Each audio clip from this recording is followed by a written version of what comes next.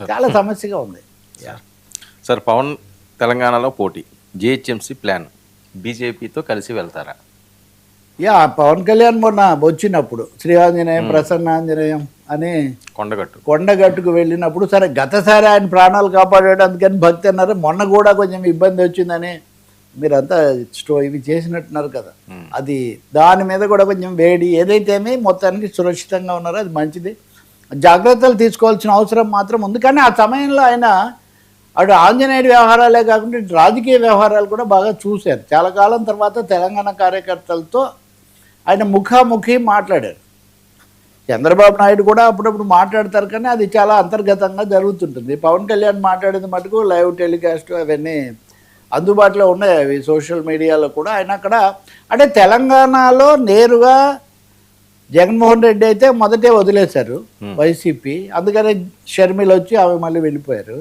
Telugu Desam party కూడా గత 2 సార్ల నుంచి వాళ్ళు ఎన్నికల్లో పోటీ చేయట్లేదు, మోరార్లెస్ చేయడం లేదు, కానీ పరోక్షంగా రేవంత్ రెడ్డికి సహకరించారు. జూబ్లీ హిల్స్ విజయానికి కూడా వాళ్ళు కొంత వెనుకున్నారు, ఇట్లాంటి అభిప్రాయం ఉంది. బీజేపీ చాలా సందేహాస్పదంగా ఉంది. వాళ్ళు పవన్ కళ్యాణ్ ఈ సనాతనవాది మాకు రక్షకుడని బండి సంజయ్ చెప్తున్నారు, కానీ బీజేపీ అధికారికంగా తెలుగుదేశాన్ని ఎప్పుడూ ఆహ్వానించలేదు. సో ఈ సమయంలో పవన్ కళ్యాణ్ ఒక వారధిలాగా ఉన్నాడు. ఏది ఆంధ్రాలో తెలుగుదేశం పార్టీకి, తెలంగాణలో కొంచెం ఆశలు పెట్టుకున్న బీజేపీకి మధ్యలో కామన్ ఫ్యాక్టర్ లేదా లింక్ ఏదైనా ఉందంటే అది పవన్ కళ్యాణ్. పవన్ కళ్యాణ్తో కూడా బీజేపీ గేమ్స్ ఆడింది, దానికి కూడా సిద్ధమవుతున్నట్టు మనకు అర్థమవుతుంది. ఎందుకంటే సనాతనంలో రెండోది లేదు. ఇప్పుడు ఈరోజు పత్రికలు చూస్తే మీరు మోదీ గారి సోమనాథ ఆలయం 1000 ఏళ్ల ఆక్రమణ దాని మీద ఆయన వ్యాసం రాయడం చూస్తాం. ఈ దేశంలో అండి India is a land of temples and ఆరామాస్ అండ్ ఎట్సెట్రా సో మెనీ ఉన్నాయి. ఇవి ఎన్నిసార్లు ఎన్ని ధ్వంసమయ్యాయో ఎన్ని కట్టారో చాలా వరకు తెలియదు. కానీ దాన్ని ప్రత్యేకించి తీసి అందులో కూడా నెహ్రూ వర్సెస్ సర్దార్ పటేల్ ఇలాంటివన్నీ ఆయన రాశాడు అన్ని పత్రికలకు పంపించి మీడియాలో. కాబట్టి ఈ మధ్యనే ఆర్ఎస్ఎస్ మోహన్ భగవత్ గారు మాట్లాడుతూ ఇండియా హిందూ దేశం అని ప్రకటించడానికి రాజ్యాంగాన్ని నేను సవరించక్కర్లేదు అంటున్నాడు. అంటే already India is a Hindu దేశం అనే మాట చాలా బలంగా చెప్తూ ఉన్నారు. దానికి తగినట్టే మన చాగంటి కోటేశ్వరరావు కూడా నిన్న కాకినాడలో ఆర్ఎస్ఎస్ వాళ్ళ సమ్మేళనంలో మాట్లాడుతూ చాలా బలంగా హిందూ సమాజం ఎలా ఉండాలి ఇటువంటివి చెప్తున్నారు. కాబట్టి సనాతనాన్ని ఒకసారి అన్న తర్వాత కేవలం హిందూ కాదని చెప్పడం కుదురుతుందో లేదో నాకు తెలియదు. ఇవన్నీ జిహెచ్ఎంసీ ఎన్నికలప్పుడు చర్చకు రావచ్చు. సార్ భోగాపురం ఎయిర్పోర్ట్ అంశం హోరాహోరీ, జగన్ వర్సెస్ కూటమి. ఇది మళ్ళీ ఇందాకట్లాగే ఇప్పుడు ఎలా ఉంటుందంటే మంచి జరిగితే నా గొప్ప, జరగకపోతే నీ గొప్ప అన్నట్టుగా. ఇప్పుడు ప్రభుత్వం అనేది కంటిన్యూషన్ అండి. అది ఎన్టీఆర్ ఉండొచ్చు, అంతకుముందు కాంగ్రెస్ 30 ఏళ్ళు ఉండొచ్చు, తర్వాత తెలంగాణ ఏర్పడవచ్చు. ఈ విషయాన్ని ఒప్పుకోవడానికి మన రాజకీయ పార్టీలు సిద్ధంగా లేవు. భోగాపురం విమానాశ్రయంలో నిన్న మొదటిసారిగా ట్రయల్ రన్ కోసం విమానం దిగింది. రామ్మోహన్ నాయుడు కేంద్ర మంత్రిగా అక్కడికి వచ్చాడు. నిజంగా it is a great moment for TDP and పర్టికులర్గా రామ్మోహన్ నాయుడు వాళ్ళు దీనికి ఎలాగే ఆ తర్వాత అశోక్ గజపతిరాజు కూడా ఎక్కడో కనిపించారు. వాళ్ళ సంబంధాలు అయ్యన్న పాత్రుడు స్పీకరు వీళ్ళందరికీ అదే అక్కడ ముఖ్యమైనదే. కానీ కొనసాగుతూ వచ్చిందా లేదా? ఇప్పుడు రాయలసీమ నదీ జలాలని ఇందాక అనుకున్నట్టే అక్కడేమో తప్పు జరిగింది కాబట్టి అది గత ప్రభుత్వంది, ఇదేమో మళ్ళీ వాళ్ళకు సంబంధం లేదంటే ఇది ఎలా కుదురుతుంది? 2014లో చంద్రబాబు నాయుడు ఉన్నప్పుడే ఇది మొదలు, సందేహమే లేదు. అప్పుడు ఎంత భూమి తీసుకోవాలి దాని మీద భిన్నాభిప్రాయాలు అవి ఉన్నాయి, అయినా అది నడిచింది. జగన్మోహన్ రెడ్డి ప్రభుత్వం కూడా దాని విషయంలో వాళ్ళు కూడా కొంతకాలం ఆపిన తర్వాత కొనసాగించారు. 2023లో మళ్ళీ అక్కడ ఏదో ప్రారంభోత్సవం ఏదో చేశాక వేగంగా జరిగింది అంటున్నారు. మేమున్నప్పుడే చాలా పనులు జరిగాయి, వాళ్ళు ఉన్నప్పుడు 23% జరిగాయి, మేము వచ్చాక 70% చేసామని జగన్మోహన్ రెడ్డి అంటున్నారు. మీరు 23% చేశారు, మేం చేసామని వీళ్ళు అంటున్నారు. పోలవరంలో కూడా మీరు ఇదే సమస్య ఎదుర్కొంటారు. అంటే విజయానికి చాలామంది తండ్రులు ఉంటారు, ఓటమి అనాథ అంటారు చూడండి. పోలవరం ఘనతగా ఇద్దరు క్రెడిట్ క్లెయిమ్ చేస్తారు, కానీ అక్కడ గండి పడింది లేకపోతే కృంగింది ఎవరంటే ఎవరు బాధ్యత తీసుకోరు. Bhogapuram same story. భోగాపురంలో నిజం చెప్పాలంటే చంద్రబాబు గారు, జగన్మోహన్ రెడ్డి గారు జీవీఎం ఆయన కడుతున్నాడు అక్కడ. జిఎంఆర్ గ్రంథి ఆయన మల్లికార్జునరావు ఆయన కడుతున్నారు. నిజం చెప్పాలంటే ఒక అదానినో ఒక జిఎంఆరో ఇంకొకరో వాళ్ళు చొరవ పెడితే అవి జరుగుతున్నాయి. వాళ్ళు దాన్ని వెంటబడుతున్నారు. ప్రభుత్వాలు ఉన్నాయి, కంటిన్యూ అయిందని చెప్పండి, దాంట్లో ఇబ్బంది ఏముంది? దానికి మళ్ళీ క్రెడిట్ ఒకరి మీద ఒకరు మొత్తం సమయం అంతా దీనికే పోతుంది. దీంతో గేమ్ చేంజర్ అని అందరూ ఒప్పుకుంటున్నారు, అది మంచిది అని ఒప్పుకుంటున్నారు. మరి ఎందుకండి? నేను ఇందాక చిన్నపిల్లలు తగాదా అన్నది అందుకే. చిన్నపిల్లలు తగాదా కాదు, ఇది పెద్ద నాయకులు తగాదా. ఇదే ఎక్కడో చోట ముగించండి. ఉదయాన్నే నాకు వాకింగ్కి వెళ్ళినప్పుడు ఒక మిత్రుడు, శ్రీకాకుళం మిత్రుడు కలిశాడు. అతను ఎవరు కట్టారు, ఏ ప్రభుత్వంలో 20% ఇవి అతను ఏం మాట్లాడలా. మంచి రోజులు వస్తున్నాయి సార్, మా దగ్గర కూడా ఒక పెద్ద విమానాశ్రయం వస్తుంది, విమానాశ్రయం ఎఫెక్ట్ ఎంత ఉంటుంది, భూములు ఎంత అనేది అది వేరే విషయం. కానీ కాబట్టి దీన్ని కూడా ప్రతిదీ కూడా ప్లాటినం బస్సు సీటు బ్రహ్మరథం ఏదైతేనేం పోటీబడి కాటులాడ అని విజయోత్సవాలు అది సంతోషంగా స్వాగతించాల్సిన సమయంలో నేనంటే నేను అదే 2 పార్టీలు ఉంటాయి. రేపు కూడా ఎన్నికల్లో పోటీ పడతాయి. భోగాపురం విమానాశ్రయం పూర్తి చేస్తే ఇప్పుడు అదే ఫార్ములా మీరు హైదరాబాద్కు తీసుకోండి. ఏమన్నారు చంద్రబాబు నాయుడు గారు? నేను చేసిన తర్వాత రాజశేఖర రెడ్డి, కేసీఆర్ కొనసాగించారు కాబట్టి హైదరాబాద్ అభివృద్ధి. అదే అన్ని చోట్ల అదే స్పిరిట్ ఉండాలి కదండి. రాజకీయంగా ఒకరినొకరు ఎవరేం చేయలేరని అర్థమైంది కదా. ఆయన్ను జైల్లో పెట్టారు, ఈయన్ను జైల్లో పెట్టారు, కానీ ఇద్దరు మళ్ళీ బయటకు వచ్చి ముఖ్యమంత్రులు అయ్యారు. కాబట్టి ఖచ్చితంగా భోగాపురం విషయంలో దాని ప్రభావం ఏంటి, రైతాంగం మీద ప్రభావం ఏంటి, దాన్ని ఎలా ఉపయోగకరంగా మార్చుకోవాలో అది చూడాలి తప్ప ఈ క్రెడిట్ వార్ మీడియాకు పనికి వస్తుంది. కానీ ఇంకోటి ఏం కాదు. ఇంకోటేమో భోగాపురం వచ్చిన తర్వాత విశాఖ విమానాశ్రయం అవుతుంది, అది నేవీకి ఇచ్చేస్తారు అన్నారు. ఇప్పటి నుంచి జూన్ వరకు ఈ తతంగం నడుస్తుంది. సో అక్కడ వ్యవసాయం మీద తక్కువ ప్రభావం పడేటట్టు ఎలా పూర్తి చేయాలి. ఇప్పుడు ఇక్కడ కూడా మళ్ళీ 120 ఎకరాలు మాన్సాస్ ట్రస్ట్ వాళ్ళు ఇచ్చారు. అక్కడ ఎడ్యూ సిటీ ఇవన్నీ కూడా పెడతారన్నారు. ఖచ్చితంగా నాకు తెలిసి అవన్నీ కార్పొరేట్ రంగంలో ఉంటాయి, అవేం ప్రభుత్వ రంగంలో లేదా ధర్మ కళాశాలలుగా ఏమి ఉండవు. జిఎంఆర్ అయినా అదైనా ప్రైవేట్ రంగంలో పీపీపీలే ఉంటాయి. ఇది టోటల్ ఏముంటుందండి? జిఎంఆర్ లేదా వాళ్ళ విమానాశ్రయాలు వాళ్ళదే ఉంటుంది. మొన్న ఇండిగో అప్పుడే ఈ సమస్య చాలా వచ్చింది. తాజాగా అదాని విమానాశ్రయాల హక్కులు ఆ ఎయిర్ గగనతలం మీద కూడా అవకాశాలు పెంచాలని మొన్ననే అడిగారు. కాబట్టి ఇక్కడ ఈ వారు విరమించి చొరవ తీసుకున్నారు, రామ్మోహన్ నాయుడు చొరవ తీసుకున్నాడు యువ మంత్రిగా, దాన్ని అభినందించవచ్చు తప్పకుండా.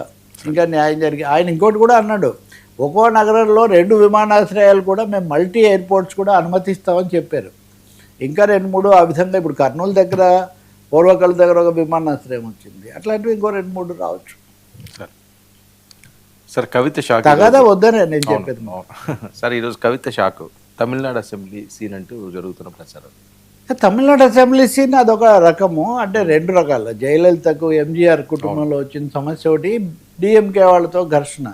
కానీ కవితనే పూర్తిగా BRS KCR family, Kalvakuntla family అంతర్గత వ్యవహారం కిందే తీసుకోవాలి. ఇంతకుముందే ఉందా వేస్తారా? ఇంతకుముందు 1-2 సార్లు ఆమె కొంచెం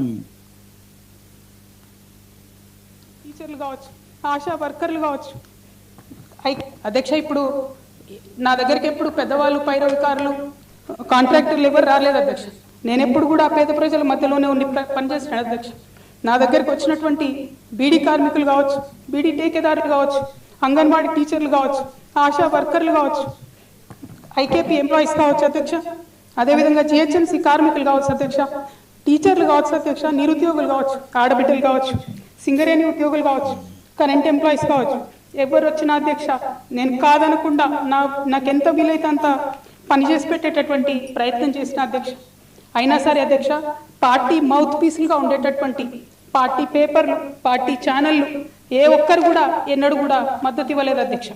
అయినా సరే ధైర్యం వదులుకోకుండా మొక్కువని ప్రయత్నంగా నేను ప్రయత్నం చేస్తూనే వెళ్ళాను అధ్యక్ష. అధ్యక్ష, తెలంగాణ రాకముందు, బీఆర్ఎస్ ప్రభుత్వం ఏర్పడక ముందు ఒక మాట అనుకున్నాం అధ్యక్ష. కేసీఆర్ గారే పదే ఈ మాట చెప్పారు, ఉమ్మడి రాష్ట్రంలో మనకు కాంట్రాక్ట్ వ్యవస్థ వచ్చింది, మరి కాంట్రాక్ట్ ఎంప్లాయీస్ తోని, అవుట్ సోర్సింగ్ ఎంప్లాయీస్ తోని దేశానికి నష్టం జరుగుతుంది, రాష్ట్రానికి నష్టం జరుగుతుంది. రైట్, అది మొత్తానికి ఈరోజు సమయం తీసుకొని రాజీనామా చేశారు కాబట్టి దాని మీద రాజీనామా ఆమోదించండి అని అడుగుతూ దానికి సంబంధించి ఒక సభ్యులకు వ్యక్తిగత హక్కు కూడా ఉంటుంది కదా, సుఖేందర్ రెడ్డి చైర్మన్ అవకాశం ఇచ్చినట్టున్నారు. కానీ కవిత చాలా షాకింగ్ అండ్ సీరియస్ కామెంట్స్ చేశారు. అంటే ఇన్ని రోజుల తర్వాత ఆమె బీఆర్ఎస్ విఫలమైంది, బీఆర్ఎస్ ఇచ్చినటువంటి వాగ్దానాలు అవి నిలబెట్టుకోలేకపోయింది, బీఆర్ఎస్తో పాటు కాంగ్రెస్ పార్టీ కూడా, రెండు పార్టీలు కూడా వీటిని వమ్ము చేశాయి. కాబట్టి ఈ సమయంలో నేను ఈ ఆకాంక్షలు నెరవేర్చడం కోసం కొత్త పార్టీ పెడతాను. నాకు వామపక్షాల దగ్గర నుంచి, మావోయిస్టుల దగ్గర నుంచి ఉద్యమకారులు అందరూ కూడా రావాలి. బీఆర్ఎస్ ప్రభుత్వం ఉద్యమకారులు, ముఖ్యంగా 69 ఉద్యమకారులు నిర్లక్ష్యం చేసింది. ఇట్లాంటి ఆరోపణలు తీవ్రమైనవి చేసి అంత అవినీతి జరిగిందని ఆరోపణ చేశారు. అన్నింటిలో అవినీతి, ప్రాజెక్టులో అవినీతి, నిర్మాణాల్లో అవినీతి, అవినీతితోనే నడిచింది. నేనైతే అవినీతి చేయలేదు. అదే ఆమె ప్రత్యేకించి చెప్పుకోవడానికి అది కూడా ప్రయత్నించారు. నన్ను అనవసరంగా కక్ష సాధింపుతో కేసీఆర్ కూతుర్ని కాబట్టి ఇదంతా చేస్తే నన్ను సమర్థించడానికి పార్టీ ముందుకు రాలేదు. పార్టీలో కొంతమంది కుట్ర పన్ని నా మీద వేటు వేశారు, నన్ను దూరం చేశారు. దానివల్ల నేను ఏది రాజకీయ, ఉదాహరణకు తన మీద ఏ విమర్శలు, ఉదాహరణకు బతుకమ్మ రాజకీయం కోసం ఆడలేదు. ఒక విధంగా ఆమె తన పాత్రను తను సమర్థించుకోవటం. రెండవది ఒక కుట్ర జరిగింది, కుట్ర పని నన్ను బయటికి పంపించారు, ఆడబిడ్డను కాబట్టి బయటికి పంపించారు. ఈ 3-4 ఆరోపణలు 1-4 సార్లు ఆమె చేస్తూ వచ్చారు. సో ఇప్పుడు బయటికి వెళ్ళిన తర్వాత ఏం చేస్తారనేది ఒకటైతే, పూర్తిగా ఈ చర్యతో ఆమె, రెండోది సభను బహిష్కరించడము, బీఆర్ఎస్ నిర్ణయ సభలో పాల్గొనకపోవడం, ఇవన్నీ కేసీఆర్ కాదు హరీష్ రావు ఇవన్నీ చేస్తున్నారు. అంటే ఒక విధంగా చెప్పాలంటే ఆమె దాడి ప్రధానంగా హరీష్ రావు మీద ఉద్దేశించబడినట్టుగా చాలా స్పష్టమవుతుంది. గతంలో కూడా అదే చేశారు, ఆ పేరు తీసి చెప్పారు, నిన్న కూడా ఆరోపించారు, ఇప్పుడు కూడా ఆమె ఆరోపిస్తున్నారు. మీరు వాళ్ళ చేతికే ఇచ్చి వాళ్ళకే సభలో ఇదంతా కూడా చేశారు. బీఆర్ఎస్ మీద దాడి జరుగుతుంటే మీరు ఆ రోజు సభలో ఉండి సమర్థించడం లేదు. సో కేసీఆర్కు తెలియకుండా, అంతకుముందు కూడా అదే కదా, మేము కేసీఆర్కి, ఇప్పుడు ఆమె పేర్లన్నీ చెప్పారు కదా, ఈ సమస్యలన్నీ కేసీఆర్ దృష్టికి తీసుకుపోతే అడ్డం పడేవాళ్ళు అని ఎవరో పైరవికారులు ఉన్నారని.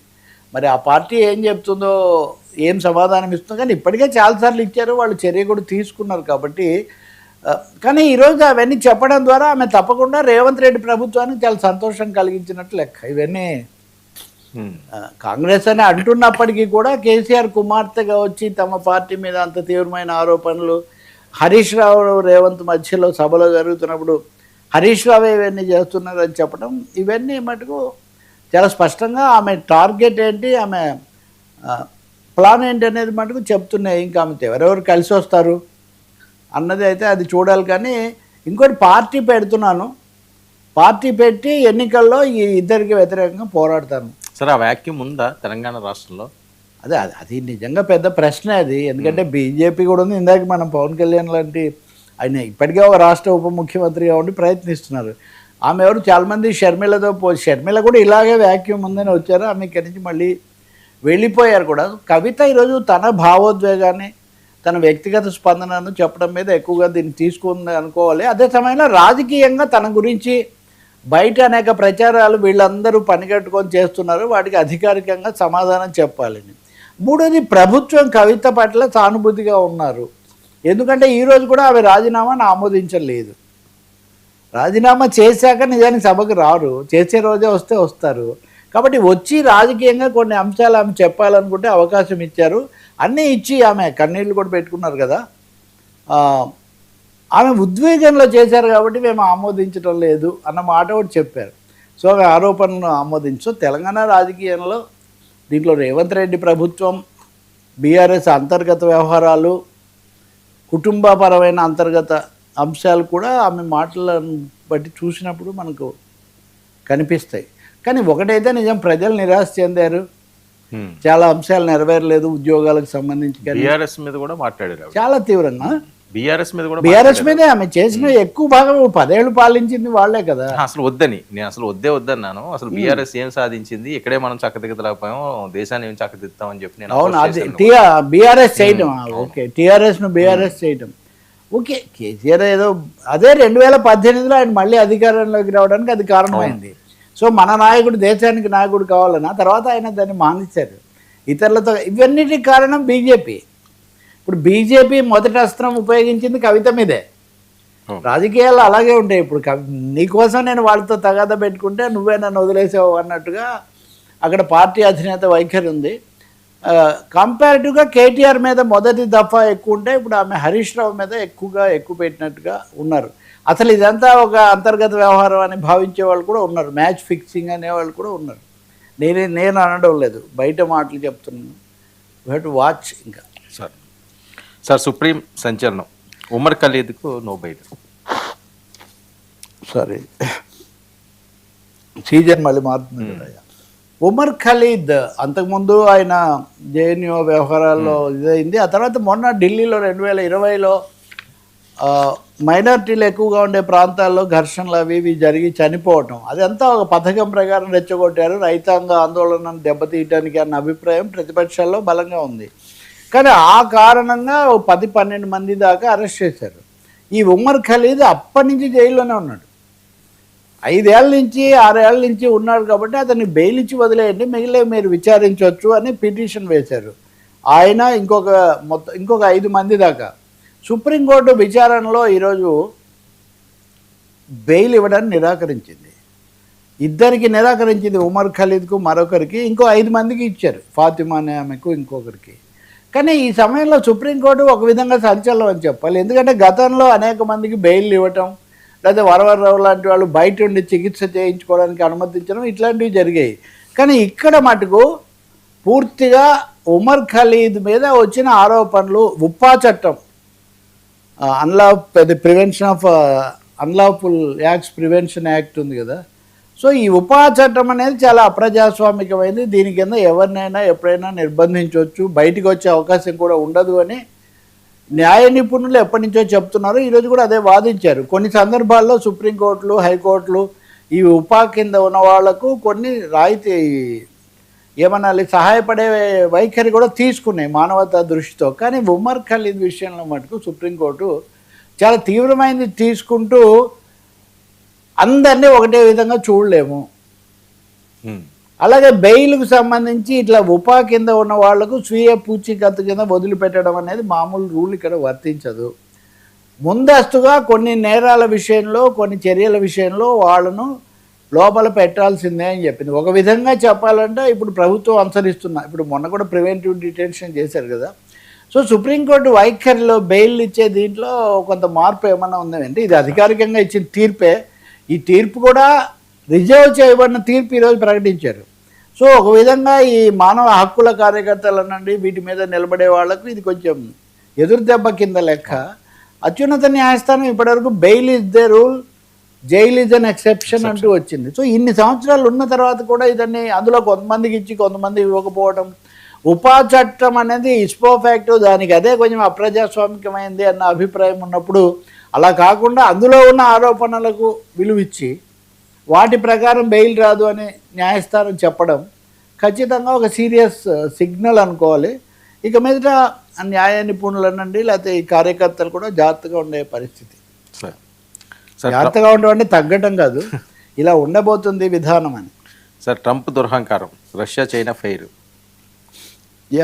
ట్రంప్ వెనిజులా నిజంగా ఎంత దురహంకారం, లేకపోతే ఒక దేశాధ్యక్షుడిని పట్టుకొని వెళ్ళి అతనికి సంఖ్యలేసి నడిపించడం ఏం గొప్ప విషయం అండి అది.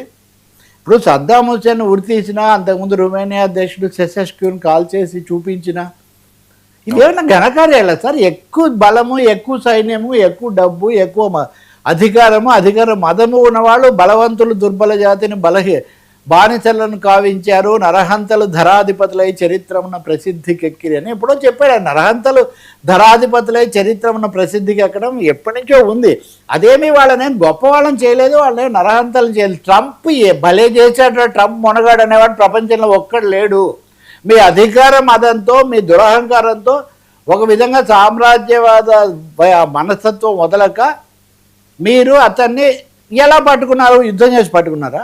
ఉదాహరణకు వియత్నాంలో యుద్ధం చేశారు, ఏమైంది? ఓడిపోయి మళ్ళీ వచ్చాడు కదా. ఆఫ్ఘనిస్తాన్ కూడా అదుపులోకి రాలేదు కదా. ఆఫ్ఘనిస్తాన్ కూడా ఇప్పటికీ తాలిబాన్లే పాలిస్తున్నారు, కానీ మీరు వెళ్ళి ఏం రాలేదే. ఏ దేశంలో? వెనిజులాలో అది కూడా లేదు. సరే, వెనిజులాలో సిఏఏ లోపాయి గారి ఆపరేషన్ చేసి ఒక మనిషిని పట్టుకొని అతని ద్వారా రహస్య డ్రోన్లతో అధ్యక్ష భవనము, ఆయన కదలికలు వీటన్నిటిని గమనించి దొంగ దెబ్బ తీయటమే. అతన్ని పట్టుకోవడం దొంగ చాటుగా దెబ్బ తీశారు, తీసి పట్టుకుపోయారు. అది ఒక విధంగా దురహంకారాన్ని సూచిస్తుందే కానీ అదేదో విజయం, అది సైనిక విజయము కాదు, నైతిక విజయం కాదు, అదో కుట్ర విజయం. ఆ విజయం చేసిన తర్వాత అతన్ని ఇప్పుడు అంటే అతను నేరాలకు పాల్పడ్డాడు, ఉగ్రవాద దాడులకు మాదక ద్రవ్యాలు, డ్రగ్స్ వీటికి చేశాడు కాబట్టి అతన్ని విచారిస్తారంట. మీరు ఎక్కడైనా చెప్పారా అంతకుముందు అంతర్జాతీయ న్యాయస్థానంలో? యునైటెడ్ నేషన్స్కి ఏమైనా ఫిర్యాదు చేశారా? నేను ఇలా చేయబోతున్నానని చెప్పారా? కనీసం సద్దాం హుసేన్ విషయంలో అక్కడ మా వినాశకర ఆయుధాలు ఉన్నాయని మీరు ఐక్యరాజ్య సమితిలో చెప్పారు. ఇక్కడ అది కూడా చెప్పలా. సరే, మీకు నాకు చెప్పకపోవడం కాదు, అమెరికా సెనేట్కు కూడా చెప్పలేదు. అమెరికా సెనేట్లో డెమోక్రాట్ సభ్యులు చెప్తున్నారు, మామూలు పక్కదో పట్టించారు. పూర్తిగా ఆ డెల్టా ఎలిట్ ఫోర్స్ అనే దానికి మీరు అప్పగించి అధ్యక్షుడు, సిఐఏ వీళ్ళు కలిసి రహస్యంగా ఈ ఆపరేషన్ చేశారు. చేసి ఆగలేదు. మేము వెనిజులాను నడిపిస్తాము అంటున్నారు. ఇంకొకటి ఆ మచ్చుదో అని ఆమెకు మొన్న నోబెల్ బహుమతి కూడా ఇప్పించారు ప్రతిపక్ష నాయకురాలు. ఆమె మొదటి ఉత్సాహపడిన తర్వాత తమను కూర్చోబెడతాను, ఆమెనేం కూర్చోబెట్టలేదు వాళ్ళు. ఇప్పుడు రోడ్రిగ్రీజ్ అనే ఆమె ఉపాధ్యక్షురాలు ఉంది, ఆమెను అధ్యక్షుడు లేదు కాబట్టి మీరు అధ్యక్ష పదవి నిర్వహించండి 90 రోజుల పాటు రాజ్యాంగ రీత్యా అని సుప్రీంకోర్టు చెప్పింది. ఆమె బాధ్యతలు తీసుకుంటున్నారు. కానీ వెనిజులా ఇప్పటికి కూడా in the name of Maduro, Nicholas Maduro పేరుతోనే పరిపాలన చేస్తున్నాము, మీరు పట్టారు కాబట్టి అని వాళ్ళు చెప్పారు. వెనిజులా లొంగిపోలేదు. రెండోది ఆ రక్షణ మంత్రి కానీ ఉపాధ్యక్షురాలు కానీ మేము ఫైట్ చేస్తామనే చెప్తున్నారు. ఈ ఉపాధ్యక్షురాలు భారతదేశానికి కూడా 3 సార్లు వచ్చారు. ఈవెన్ మదురో కూడా రావాలనుకున్నారు, రాలేదు. కాబట్టి ఇదొక దేశాల ఆక్రమణకు సంబంధించిన ఒక పెద్ద హెచ్చరిక. ఇది కొలంబియాను వెంటనే హెచ్చరిక చేశాడు ట్రంప్. క్యూబా, మరీ ముఖ్యంగా సోషలిస్ట్ క్యూబా మీద వాళ్ళకు మన్రో డాక్ట్రిన్ అనే ఒకటి ఉంది, పెరటి దొడ్డిలాగా. ఇవన్నీ మనం అమెరికా వాడుకోవాలి. వెస్ట్రన్ హెమిస్ఫియర్, పశ్చిమ అర్ధగోళంలో అమెరికా ఆధిపత్యం నిలబెట్టుకోవడం కోసం ఒక కుట్ర పద్ధతిలో వెనిజులాను, మరి ముఖ్యంగా మదురోను బలి చేశారనేది ఇప్పుడు బలమైన అభిప్రాయం. అన్ని దేశాలు ఖండించి, చైనా ముఖ్యంగా, మీరు వెంటనే మదురోను రిటర్న్ చేయండి, send him back to his country అని చైనా అడిగింది, రష్యా అడిగింది. చాలా బాధాకరం ఏమంటే వర్మ, బ్రిక్స్ దేశాల్లో Brazil, Russia, India, China, South Africa, మిగిలిన 4 దేశాలు ఖండించాయి సార్. ఒక్క ఇండియా మాత్రం ఖండించలేదు సార్. ఇండియా మాత్రం we're concerned about the people of Venezuela. Venezuela ప్రజల పరిస్థితి గురించి మేము ఆందోళన చేస్తున్నాం. వెనిజులా అధ్యక్షుని గురించి మీరు ఆందోళన చేస్తారా? ఒక దేశ అధ్యక్షుడిని పట్టుకొని వెళ్ళిపోతే మనకు మిత్ర దేశము, మనకు పెట్రోల్ కూడా ఇచ్చింది, మన డబ్బులు కూడా ఉన్నాయి అక్కడ. ఇవి చెప్తున్నా కదా, ఆయన 2020లో భారతదేశానికి రావాలనుకున్నారు కూడా, కానీ అమెరికాకు భయపడి మనం రానివ్వలేదు. ఈమెను రమ్మన్నాం, రోడ్రిగ్రీజ్ 3 సార్లు వచ్చిపోయారు. అంత సంబంధాలు ఉన్నాయి మనకు. సో అటువంటి పరిస్థితుల్లో భారతదేశం దీన్ని ఖండించకపోవడాన్ని దౌత్య వర్గాలు తీవ్రంగా తప్పుపడుతుంది. అయితే వాళ్ళ వివరణ ఏముంది తెలుసా? అంటే మనం ఖండించినా ఇప్పుడేం పరిస్థితి మారదు కదండి, ఎట్లయినా కానీ అయిపోయింది కదా, అందుకని మేము ఖండించి ఇట్లాంటప్పుడు ఇలా ఉంటాము అంటే భారతదేశ ప్రతిష్ట ఏమవుతుందండి? బ్రిక్స్కు అధ్యక్ష స్థానంలో ఉంది భారతదేశం. ఇప్పుడు 2026లో బ్రిక్స్ అధ్యక్షులు ఎవరంటే మోదీ గారు. మీ కూటమిలో ఉన్న 4 దేశాలు ఖండిస్తుంటే మీరు దాన్ని ఏకీభవించకపోతే మీరు ఇంకోవైపు రావాలి కదా. కాబట్టి ఇక్కడ అమెరికా దురహంకారము ఇదొకటైతే, భారతదేశము చాలా అసహాయంగా సూటిగా ఖండించలేని, కనీసం ప్రస్తావించలేని పరిస్థితిలో ఉండటం మరింత బాధాకరమైనటువంటి అంశంగా మారుతుంది. కానీ ఆర్థికవేత్తలు వీళ్ళు పెట్రోల్ లెక్కలేసి, ఇంకోటి లెక్కలేసి భారతదేశం మీద పెద్ద ప్రభావం ఉండదు అంటున్నారు. 2 విధాల వాళ్ళు తప్పు. ఒకటి, అంతర్జాతీయ సంబంధాలు, ఆధిపత్యాలు అట్లా ఉంటే ఎవరైనా దెబ్బతింటారు. మన మీద ఎన్నో పెట్టారు. ఈరోజు పొద్దున, అంటే నిన్న పొద్దున ట్రంప్ మాట్లాడారు, ఏమని, Modi is a very good guy అంట. అంటే సార్, ఈయన విశ్వగురువు అంటుంటే ఆయన నా శిష్యుడు అన్నట్టు మాట్లాడుతున్నారు సార్. ట్రంప్ శిష్యుడు అన్న స్థాయిలో. Modi is a very good guy, but he has to do a lot to make me happy. Modi is a very good guy అంట, తనని హ్యాపీగా ఉంచడానికి ఎప్పుడు ప్రయత్నం చేస్తుంటాడంట. కానీ ఇంకా చాలా చర్యలు తీసుకుంటే కానీ తనని సాటిస్ఫై కాడంట. Otherwise I will be forced to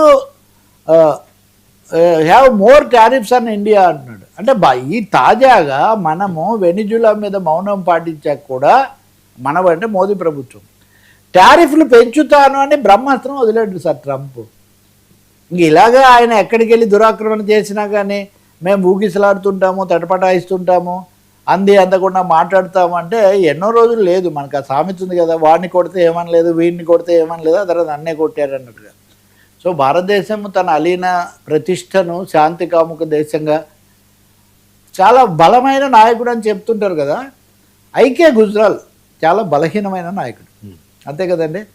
Deve Gowda, IK Gujral చాలా బలహీన ప్రధానులు. కానీ ఐకే గుజ్రాల్ ఉన్నప్పుడు 1989లో పనామా అధ్యక్షుడు నోరిగాను సైనిక నియంత్రిత, అతన్ని అమెరికా పట్టుకుపోయింది. వెంటనే ఐకే గుజ్రాల్ పార్లమెంటు వేదిక మీద గుజ్రాల్ నోరిగాను వెంటనే విడుదల చేయండి, ఒక దేశ అధ్యక్షుడిని ఇంకో దేశం ఈ విధంగా పట్టుకుపోవడం చాలా అన్యాయం అని బలహీన ప్రధాని అతను చెప్పాడు. మీరు చాలా బలమైన అందుకే అందరూ అంటున్నారు ఇప్పుడు విశ్వగురువు కాదు సార్, ట్రంప్ శిష్య, ఇది భారతదేశ ప్రతిష్టకు భంగకరం. తగదా పెట్టుకోకండి, కానీ ఖండించడానికి ఏముంది, మోరల్ ఇండిగ్నేషన్, ధర్మాగ్రహం వెలిబుచ్చాలి కదా, కనీసం అది కూడా లేకపోవడం చాలా బాధాకరం.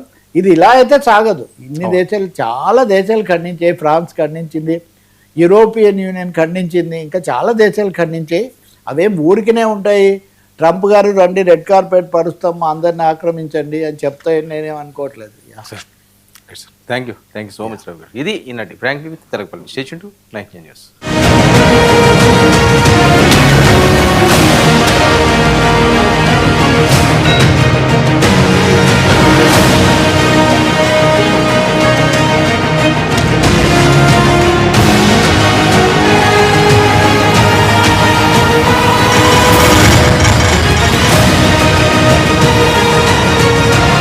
తరుగు కన్నా ఎక్కువ ఇస్తే మీరు కష్టపడి సంపాదించిన డబ్బు వృధా చేసినట్టే.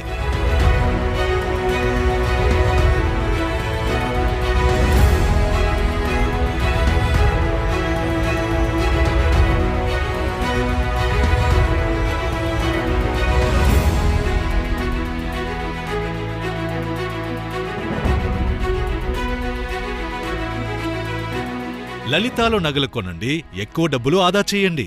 శ్రీరస్తు శుభమస్తు అవిఘ్నమస్తు. శ్రీ రాజశ్యామలాంబ సహిత దశమహావిద్య ఆలయం, స్వర్ణ దేవాలయం, గోల్డెన్ టెంపుల్ నిర్మాణం కొరకు లోకక్షేమార్థం దశమహావిద్య మహాయాగం. 11 లక్షల కొబ్బరికాయలతో లక్ష్మీ గణపతి హోమం మరియు 11 కోట్ల కుంకుమార్చన కనక మహాలక్ష్మి కుంకుమార్చన సత్తుపల్లి శ్రీ లక్ష్మీ గణపతి ఆలయమునందు 108 రోజుల పాటు నిర్వహించబడును. ఈ కార్యక్రమంలో భక్తులందరూ పాల్గొని తీర్థ ప్రసాదములు స్వీకరించి భగవత్ కృపకు పాత్రులు కాగలరని మనవి. స్వర్ణ దేవాలయ నిర్మాణము మహాసంకల్పం, సాహసోపేతమైన నిర్ణయం. ఇది అమ్మ నిర్ణయం, ఇది దైవ సంకల్పం, భక్తుల శిష్యకోటి సంకల్పం. ఈ మహాసంకల్పం నెరవేరడానికి 999 యజ్ఞములను పూర్తి చేసుకుని సహస్ర యాగములు అడుగు పెడుతోన్న వేళ ఈ మహోత్సవమైన కార్యక్రమానికి స్వర్ణాలయ నిర్మాణానికి శ్రీకారం చుట్టిందే శ్రీదేవి శ్రీ విద్యాపీఠం. గణపతి శరణాగతి అంటూ దైవాన్ని స్మరిస్తూ ఈ కార్యక్రమాన్ని రూపురేఖలు తీర్చిదిద్దడానికి భక్తులు ఈ యజ్ఞాన్ని నిర్వహిస్తున్నారు. ఈ స్వర్ణాలయ నిర్మాణానికి స్థలదాతలు, విగ్రహదాతలు, నిర్మాణదాతలు, పోషకులు, రాజపోషకులు, మహారాజ పోషకులు, భక్తులు సహాయ సహకారములు అందించి తెలంగాణ ప్రాంతంలో ప్రతిష్టాత్మకంగా ఈ దేవాలయ నిర్మాణాన్ని చేయడానికి ఇంటికొక పువ్వు ఈశ్వరుడికొక మాల అన్నట్లుగా అందరూ సహాయ సహకారాలు అందించవలసిందిగా కోరుతున్నాం. ఈ ఆలయ నిర్మాణం వల్ల దశమహావిద్య ఆలయములు, స్వర్ణాలయము మన తెలుగు ప్రాంతంలో యావత్ ప్రపంచంలో మొట్టమొదటి ఆలయముగా చరిత్రలో సువర్ణాక్షరాలతో లిఖించబడే సువర్ణ అవకాశమిది. అంతేకాకుండా దశమహావిద్య ఆలయ నిర్మాణం ద్వారా ఎవరెవరికి ఎలాంటి విద్యతో ఏ అవసరం వచ్చినా ఆ విద్యా సంబంధమైన దేవతలను ఏకకాలంలో అర్చించి, సేవించి, దర్శించి అమ్మ కృపకు పాత్రులవ్వడానికి ఈ ఆలయం ఎంతో మార్గదర్శకంగా ఉంటుంది అనడంలో ఎటువంటి అతిశయోక్తి లేదు. అలాగే ఎలాంటి ఆర్థిక సమస్యలైనా, ఎటువంటి సమస్యలైనా పరిష్కారమవుతాయి అమ్మ కృప వల్ల.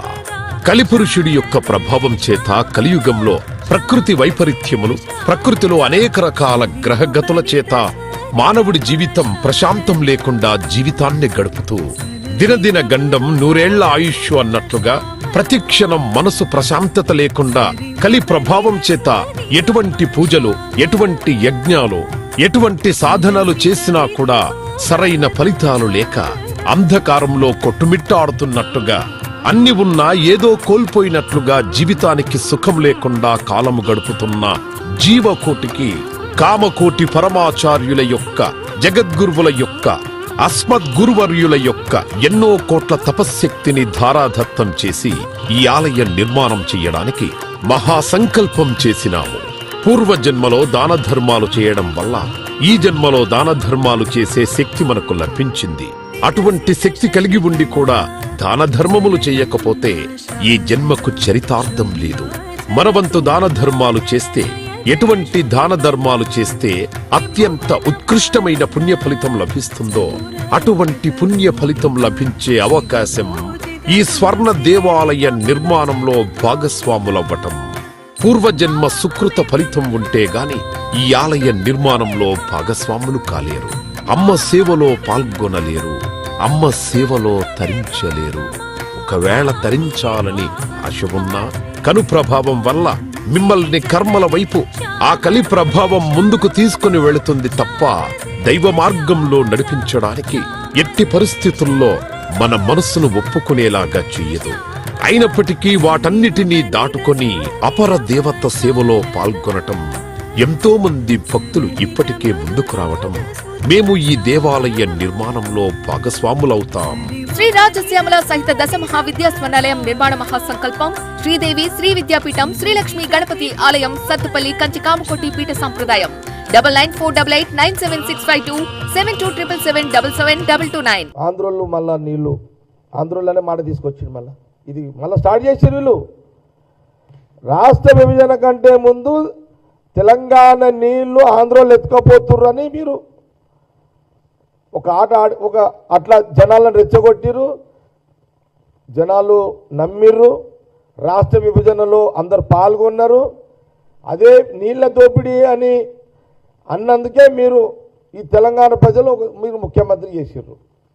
మీరు వీళ్ళు ముఖ్యమంత్రిని చేసిర్రు. 10 ఏళ్ళు నువ్వు ముఖ్యమంత్రిగా ఉన్నావు. కేసీఆర్ గారు మీరు 10 ఏళ్ళు ముఖ్యమంత్రిగా ఉన్నావు. హరీష్ రావు గారు మీరు ఇరిగేషన్ మినిస్టర్గా మీరు ఉన్నారు. ముఖ్యమంత్రులు, కాంగ్రెస్ ముఖ్యమంత్రులు కట్టిన డ్యామ్ను నీళ్లు తాగి పెద్దగా అయిన మీరు ఆ చరిత్రను మరిచి మళ్ళీ నీళ్ల పేరు మీద ఆంధ్రోళ్ళు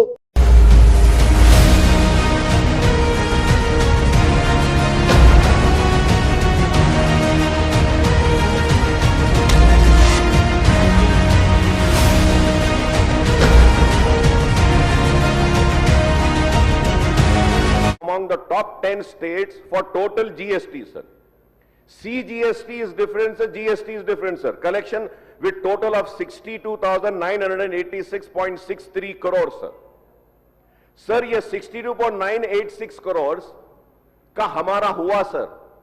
Earlier what used to happen, sir? ये 62 है ना, sir. The state used to get 1,04,000. इसका डबल मिलता था, sir. इसका double the state used to get. But now what the state is getting, sir? Kindly tell me. Sir, we are not even getting 10,000, 15,000, 20,000. That too we have to plead. Devolution of funds, sir. What are we getting, sir? We are not getting. The government of India already used to get, their share. They are getting that share plus this also, sir. So what is this GST, sir? It is ruining the state's economy, I would say, sir. We all should come together, move a resolution and say that, ke please, ye GST khatam kariye. Sir, I remember, sir, for so many years, I remember the leader of Congress, Mr. Rahul Gandhi, also came on record, spoke so many times and said that ke GST has ruined the economy. And I don't understand why this government is not really mentioning about GST, how it is ruining the state's economy, sir. Why are we not talking, sir? Sir, MIM had opposed GST and I still stand here opposing it because it is taking away our rightful share, sir. Sir अब क्या हो गया देखिए sir, आप I give you one more example, my learned friend sitting here will agree with me. Sir अब क्या हो गया sir, delimitation is going to happen, delimitation of parliamentary constituencies and delimitation for assembly is going to happen। delimitation कैसे होगा sir? on the basis of population। तो sir अब सवाल ये है, बर्थ को कंट्रोल कर कर हम क्या गुनाह करें जो हमारे सीट कम हो जाएंगे साउथ ऑफ इंडिया के? सर तो सर आप बताइए कि ये ऐसी हो गया सर कि एक वक्त बोले birth control birth control birth control, birth control कर लिए तो सीट्स कम हो जा रहे, बर्थ कंट्रोल कर लिए तो जीएसटी में से अमाउंट भी कम हो गया। हम दे रहे ज्यादा पैसा sir, I am giving all the record sir, I am giving all the record sir. Sir, they are taking money from the states and distributing that amount to the state on the basis of population. Is this justice? Is this justice, sir? Sir, आप ये काम करिए कि आप जितना भी GST एक state कमा रहा है, गवर्नमेंट ऑफ इंडिया को दे रहा है, आप उसमें से आप उनका शेयर उनको दे दीजिए। नहीं, मेरे जेब में से निकाल कर उनको देंगे, मेरे जेब को खाली कर देंगे, फिर one nation one tax. How is it possible sir? The states are suffering, I am saying sir, the states are suffering sir. Sir integrated GST collected by the central government, sir, IGST, revenue share, the entire IGST amount is initially collected by the central government. Later, the central apportions the state share of the IGST revenue to destination states where the goods or services are consumed. Example, if a seller in Maharashtra sells good to a buyer in Uttar Pradesh, the IGST collected goes to the center. Subsequently, the central government transfers the appropriate GST portion of that IGST revenue to Uttar Pradesh government, the consuming state. ऐसी हो रहा है sir. So the goods and service tax revenue sharing between the central and state government depend on the nature of the transaction. State and interstates, the utilization of different tax component ensure distribution based on destination based consumption. तो ये सारी चीजें हैं sir. Sir, the GST, central government brought GST bills due to this. 50% of GST's tax collection is in a shape of SGST in last year, sir. Sir, मैं जानना चाह रहा हूं, sir, क्या state government जो हमारे fiscal loss हो रहा है, debt हो रहा है, हमारा share नहीं मिल रहा है, इस पे कुछ करेगी, sir? Are they going to ask for the compensation, sir? No, sir, they are not going to ask, sir. मैं ये भी जानना चाहूंगा सर आपके जरिए मिनिस्टर साहब से, please tell me sir, GST आने से पहले हमारा शेयर कितना था, और जीएसटी अगर नहीं होता तो हमारे पास कितना पैसा आता था? क्या जीएसटी आने से हमारा नुकसान हो रहा है या फायदा है? क्या जीएसटी की वजह से हमारा अच्छा हो रहा है या बुरा हो रहा है? Sir, this is very important कि is GST benefiting the state और it is taking away the right? Sir we have opposed this bill sir, GST का, और ये भी जो आज भी लाए हैं, हम जीएसटी के कायल ना थे, ना है, ना रहेंगे सर। I remember sir, when I stood and I opposed, then the chief minister, the then chief minister mister KCR साहब had said, अकबर साहब आप बेफिक्र रहो, जीएसटी से हमको फायदा होगा, जीएसटी से ऐसा होगा। सर, पैसा चले जा रहा, पानी चले जा रहा है, हमारे सीट्स चले जा रहे हैं, सब चले जा रहे हैं सर, पानी कम हो रहा है, पार्लियामेंट्री सीट्स कम हो जाएंगे, एमएलए सीट्स कम हो जाएंगे, हमारा पैसा कम होते जा रहा है। फिर ये government of India one nation one tax के नाम पर जो लूट कर रही है sir, it is not right sir. Sir, the decline in share of national collection, the Telangana share of national GST collections have decreased from 4.2 in 2019 and 20 to 3.7% in 24-25 according to money control analysis, sir.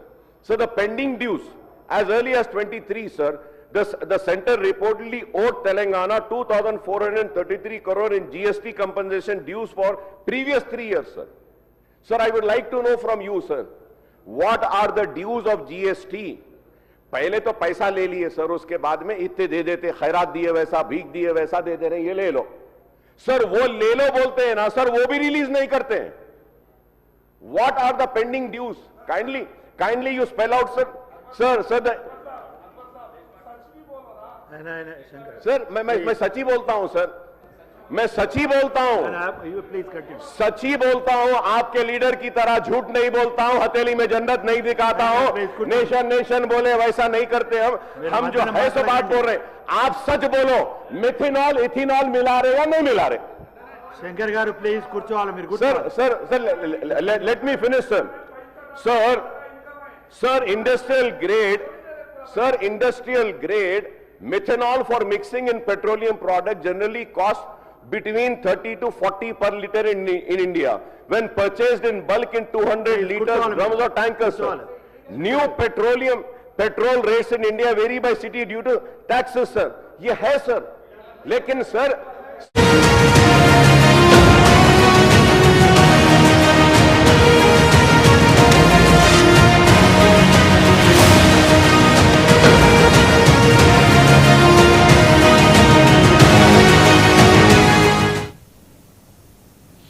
Very good afternoon, welcome to 99 TV. నేను Lakshmi. కబుల్చల్లో details చూద్దాం.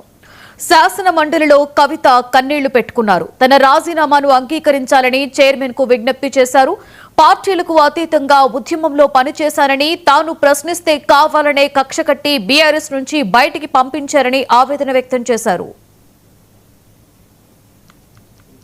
అధ్యక్ష, ఇప్పుడు నా దగ్గరికి ఎప్పుడు పెద్దవాళ్ళు, పైరవికారులు, కాంట్రాక్టర్లు ఎవరు రాలేదు అధ్యక్ష.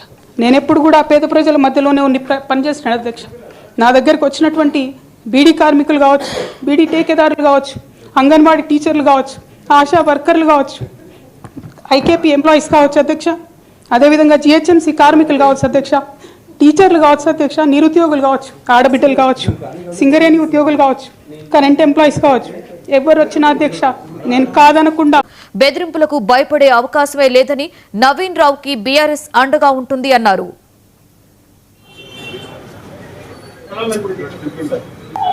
మా సహచార శాసన మండలి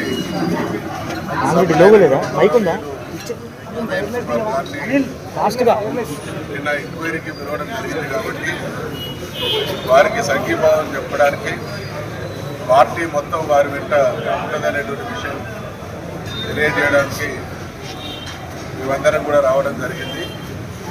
ఖచ్చితంగా వారి వెంట మేము ఉంటాం. కుమార్ గారిని సందర్భాన్ని బట్టి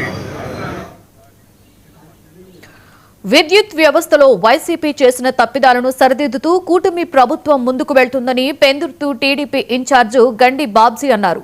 మిగులు విద్యుత్ ఉన్న ఏపీని 5 ఏళ్ల పాలనలో జగన్ భ్రష్టు పట్టించి అత్యధిక లోటుకు చేర్చారని విమర్శించారు.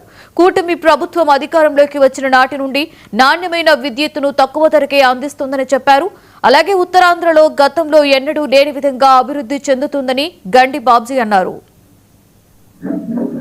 అందరికీ నమస్కారం. ఈ రోజు విద్యుత్ వ్యవస్థ మీద మరి మాట్లాడాలనే ఉద్దేశంతో మిమ్మల్ని అందరినీ కూడా కలవడం జరిగింది. ముఖ్యంగా ఈ రోజు ఈ కూటమి ప్రభుత్వం విద్యుత్ ఛార్జీలు పెంచకుండా, ప్రజల మీద భారం మోపకుండా సుమారు 5,000 కోట్ల రూపాయలు ఏపీఆర్సీ కట్టడానికి ప్రభుత్వం సిద్ధంగా ఉంది.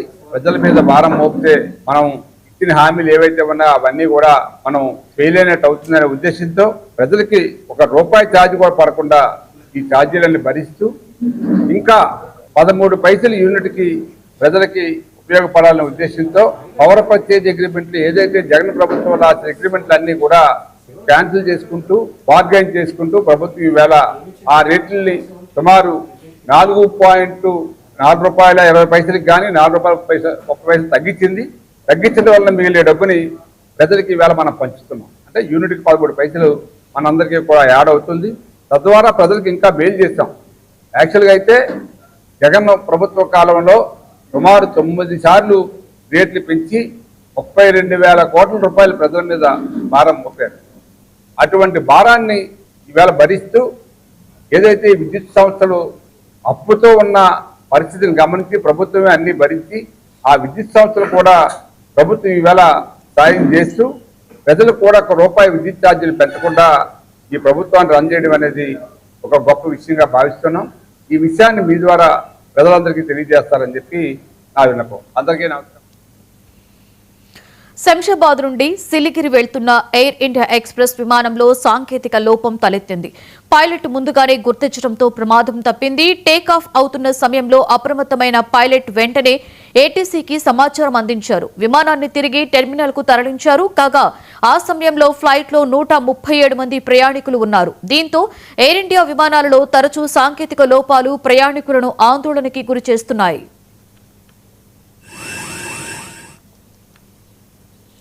రంగారెడ్డి జిల్లా శంషాబాద్ ఎయిర్పోర్ట్ లో ఫ్లైట్లు ల్యాండ్ చేసేందుకు విజిబిలిటీని లేక పలు విమానాలు ఇతర నగరాలకు మళ్లించారు. మస్కట్ గిద్దా నుండి శంషాబాద్ కు వచ్చే ఫ్లైట్ ను ముంబై చెన్నైకు తరలించారు. పూణే నుంచి హైదరాబాద్ కు వచ్చే విమానాన్ని గోవాకు, ఢిల్లీ టు హైదరాబాద్ ఫ్లైట్ ను విజయవాడకు తరలించారు.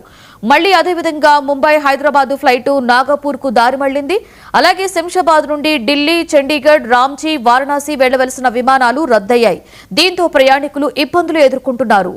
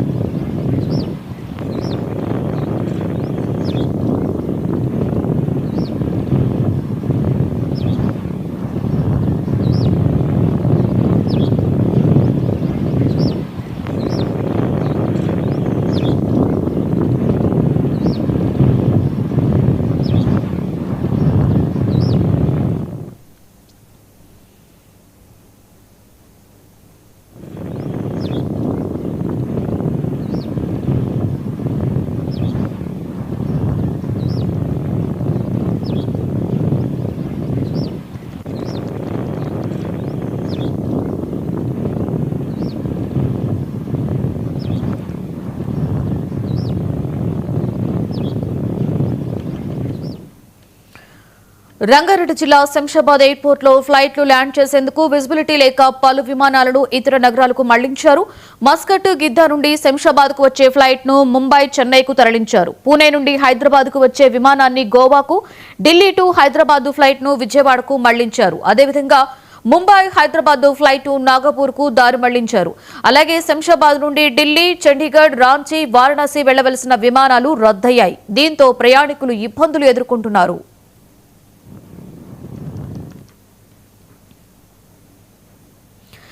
అంబేద్కర్ కోనసీమ జిల్లాలో గ్యాస్ లీక్ ఘటన కలకలం రేపుతోంది.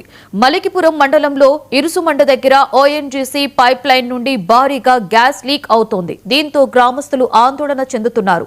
ఈ విషయం మీద అధికారులకు సమాచారం అందించారు. దీంతో ఓఎన్జీసీ సాంకేతిక నిపుణులు అక్కడికి చేరుకున్నారు. గ్యాస్ లీకేజ్ ఘటనతో స్థానికులు భయపడిపోతున్నారు. స్థానిక తహసీల్దార్ శ్రీనివాసరావు ఘటనా స్థలానికి చేరుకుని పరిశీలించారు.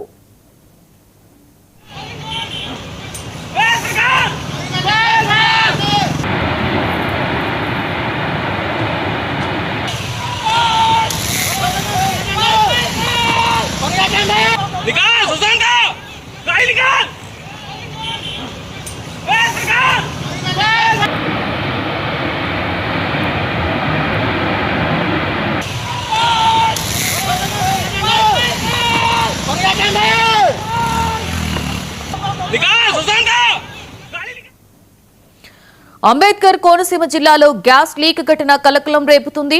మలికిపురం మండలంలోని ఇరుసుమండ దగ్గర ఓఎన్జీసీ పైప్ లైన్ నుండి భారీగా గ్యాస్ లీక్ అవుతోంది. దీంతో గ్రామస్తులందరూ ఆందోళన చెందుతున్నారు. ఈ విషయం మీద అధికారులకు సమాచారం అందించారు. దీంతో ఓఎన్జీసీ సాంకేతిక నిపుణులు అక్కడికి చేరుకున్నారు. గ్యాస్ లీకేజ్ ఘటనతో స్థానికులంతా కూడా భయపడిపోతున్నారు. ఇక దీనికి సంబంధించి మరింత సమాచారాన్ని మా ప్రతినిధి మోహన్ అందిస్తారు.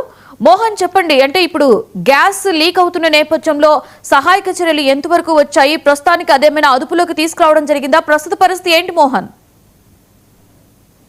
ఏదైతే డాక్టర్ బిఆర్ అంబేద్కర్ కోనసీమ జిల్లా మలిక్పురం మండలం ఇరుసు మండలంలో ఓఎన్జీసీ గ్యాస్ లీక్ అవుతున్నటువంటి గ్యాస్ లీక్ అయింది. దాంతో భారీ ఎత్తున మంటలు ఎగిసిపడుతున్నాయి. అంటే ఈ బావి ఉత్పత్తిని ఆగిపోయినటువంటి బావి అది వర్క్ అవర్ రిగ్ తో పని చేస్తుండగా ఒక్కసారిగా ఎగిసిపడింది. దీంతో గ్యాస్ ఒక్కసారిగా ఎగిసిపడటంతో మంటలు చెలరేగాయి. చెలరేగిన సమయంలో ఓఎన్జీసీ ఫైర్ సిబ్బంది పరుగులు తీశారు. దీంతో అధికారులు అప్రమత్తం అయ్యి చుట్టుపక్కల ఉన్నటువంటి గ్రామాలన్నింటినీ కూడా ప్రజలను అప్రమత్తం చేశారు. అందరూ కూడా ఇళ్ల నుంచి దూరంగా వెళ్లాలని చెప్పేసి హెచ్చరికలు కూడా జారీ చేశారు. ప్రస్తుతం అయితే ఇక్కడ ఉన్నటువంటి జిల్లా కలెక్టర్ మహేష్ కుమార్, అలాగే ఇతర అధికారులు, ఎస్పీ, అలాగే స్థానిక ప్రజాప్రతినిధులంతా కూడా సంఘటన స్థలాన్ని చేరుకున్నారు. ఏదేవిధేనేమని ఈ గ్యాస్ లీక్ యొక్క సంఘటనే నిలుపుదల చేయడం కోసం అధికారులంతా కూడా చిత్తశుద్ధితో కృషి చేస్తూ ఉన్నారు. అంతేకాదు ఏదైతే ఎగిసిపడుతూ ఉన్నాయో మంటలు చెలరేగుతూ ఉన్నాయో ఆ ప్రాంతంలో కూడా ఎవరిని కూడా లేకుండా చుట్టుపక్కల ఉన్నటువంటి 3 గ్రామాల నుండి ప్రజల్ని ఖాళీ చేసేటువంటి ప్రక్రియకి అధికారులు శ్రీకారం చుట్టారు. అక్కడ ఉన్నటువంటి ప్రజలందరూ కూడా ఎవరు కూడా గ్యాస్ వెలిగించడం కానీ అలాగే ఇతర కరెంటు వాడకాన్ని కానీ వాడొద్దని చెప్పేసి మైకుల ద్వారా కూడా అనౌన్స్ చేస్తూ అక్కడ ఉన్న ప్రజల్ని అప్రమత్తం చేస్తూ ఉన్నారు. అలాగే ఓఎన్జీసీ అధికారులు అలాగే ఫైర్ సిబ్బంది కలిపి ఏదైతే మంటలు ఎగిసిపడుతూ ఉన్నాయో ఆ ప్రాంతాన్ని ఏదైతే ఆ బావిని మూయడానికి వారు శతవిధాల ప్రయత్నాలు చేస్తూ ఉన్నారు. అయితే ఏది ఏమైనప్పటికీ అది ఎక్కువ స్థాయిలో ఎగిసిపడుతుండటంతో అధికారులు కూడా అప్రమత్తం అయ్యి వారు కూడా భయాందోళన చెందుతున్న పరిస్థితి ఉంది. ఈ పరిస్థితిని చూసి ఏదైతే గతంలో ఆ నగరంలో జరిగినటువంటి సంఘటన జరిగే పరిస్థితులు ఇక్కడ ఉన్నటువంటి కోనసీమ ప్రజానికి చూస్తూ ఉండటంతో చూసినటువంటి అనుభవం ఉన్నటువంటి ఇక్కడ వాళ్ళకి ఈ సంఘటన చూసి తెలిసిన తర్వాత కూడా చాలా భయాందోళన చెందుతున్నారు. ప్రజలైతే చాలా భయాందోళన చెందుతూ చాలా ఇదిగా భయాందోళన చెందుతున్నారు. కాబట్టి అధికారులు కూడా వారందరికీ కూడా మేమున్నాం, మీకు కొంచెం పరిస్థితి అదుపులో తీసుకొస్తామని చెప్పేసి వారికి భరోసిస్తూ వారికి ధైర్యాన్ని ఇస్తున్నారు. ఏది ఏమైనప్పటికీ ఈ సంఘటన ఇక్కడ ఉన్న ప్రజల్ని భయాందోళనకు గురి చేస్తుంది. అధికారులు కూడా నిరంతరం పర్యవేక్షణ చేస్తున్నారు. Lakshmi, right, thank you Mohan.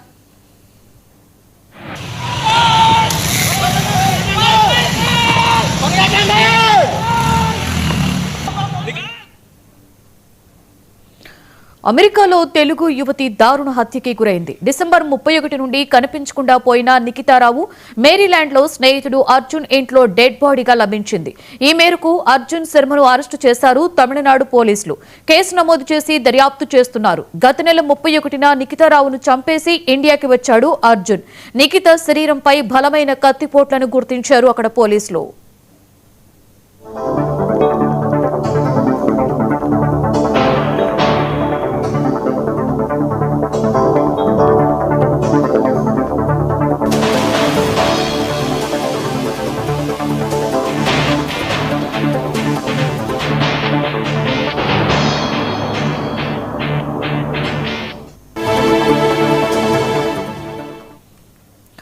అమెరికాలో తెలుగు యువతి దారుణ హత్యకి గురైంది. డిసెంబర్ 31 నుండి కనిపించకుండా పోయిన నిఖితారావు మేరీలాండ్లో స్నేహితుడు అర్జున్ ఇంట్లో డెడ్ బాడీగా లభించింది. కాంప్లెక్స్ ఏర్పాటుపై పలువురు న్యాయవాదులు హర్షం వ్యక్తం చేస్తున్నారు. పూర్తి స్థాయిలో వసతుల ఏర్పాటుకు కృషి చేస్తామన్నారు. ఉప్పల్, నాచారం, మేడిపల్లి, గట్కేసర్, పోచారం పిఎస్లకు సంబంధించిన కేసులు ఈ కోర్టులో నడుస్తాయని చెప్పారు. న్యాయ సమస్యల పరిష్కారానికి ఉప్పల్ కోర్టు కాంప్లెక్స్ సేవలు ఉపయోగించుకోవాలని పిలుపునిచ్చారు.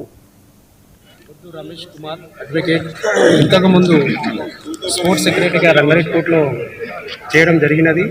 ఈరోజు మేడిపల్లికి 3 కోర్టులు రావడం జరిగినది. ఈ 3 కోర్టు పరిధిలో 5 పోలీస్ స్టేషన్లు ఉన్నాయి. Medipally police station, Ghatkesar police station, Ucharam police station, Uppal police station, Nacharam police station. ఈ 5 పోలీస్ స్టేషన్లకు 3 కోర్టులు ఇక్కడ ఈ రోజు నుంచి మేడిపల్లిలో ప్రారంభించడం జరిగింది. ఈ 5 కోర్టులకు సంబంధించిన ప్రజలకు, ఈ పోలీస్ పరిధిలో ఉన్న ప్రజలకు అందుబాటులోకి రావడం జరిగింది. ఇక్కడ కొద్ది కాలం వరకు ప్రజలకు కానీ క్లయింట్లకు కానీ కొద్దిగా అంతరాయంగా ఉండొచ్చు, కానీ ఇంకా ముందు కూడా సౌకర్యాలు కల్పిస్తారని జడ్జి గారు చెప్పడం జరిగినది. ఈ విధంగా అందరికి తెలియజేయడం కోసమే ఈరోజు మీ అందరికీ చెప్తున్నాను. అందరికీ